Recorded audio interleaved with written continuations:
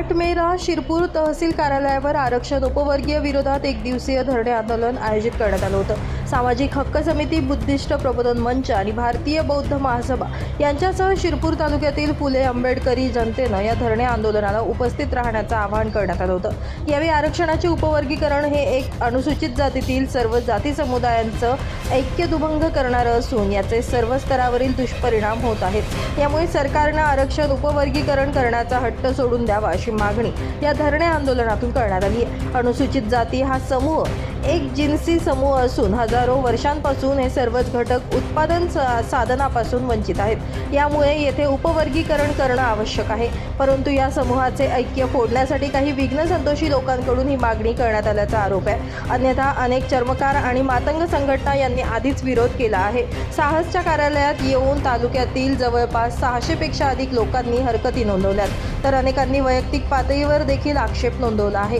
या हरकतींचा अहवाल शासनाला देण्यासाठी हे धरणे आंदोलन करण्यात आलं होतं।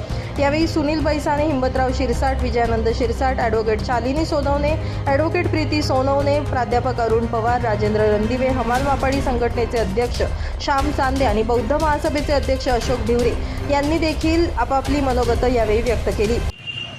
आरक्षणाच्या उपवर्गीकरणाच्या विरोधात आज शिरपूर तालुक्यातील समस्त फुले आंबेडकरी जनता, सामाजिक हक्क समिती, बुद्धिस्ट प्रबोधन मंच, भारतीय बौद्ध महासभा यासह सर्व समविचारी संघटनांनी इथे येऊन आम्ही आज हे निवेदन देत आहोत। यामागचं कारण असं आहे की हा जो समूह आहे अनुसूचित जातींचा, हा समूह हा होमोजिनियस अर्थात एकजिन्सी आहे आणि उत्पादन साधनांपासून वंचित ठेवण्यात आलेला समूह आहे।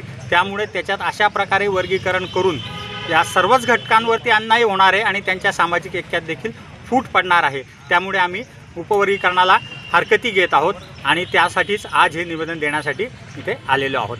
आमच्या मागणीचा विचार न झाल्यास आंदोलनाची तीव्रता आणखी वाढवली जाईल। Bureau report, Lumbini news, Dhule.